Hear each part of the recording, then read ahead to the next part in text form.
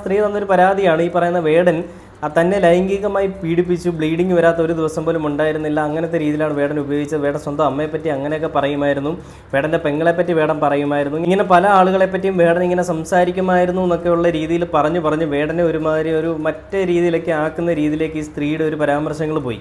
അപ്പോൾ ആ സ്ത്രീയുടെ സംസാരം കേൾക്കുമ്പോൾ തന്നെ നമുക്കറിയാം ഒരു 20 വയസ്സുള്ള അല്ലെങ്കിൽ 25 വയസ്സിന് താഴെയുള്ള ഒരു പക്വതയുള്ളൊരു പെൺകുട്ടി അല്ല എന്ന് നമുക്ക് മനസ്സിലായി.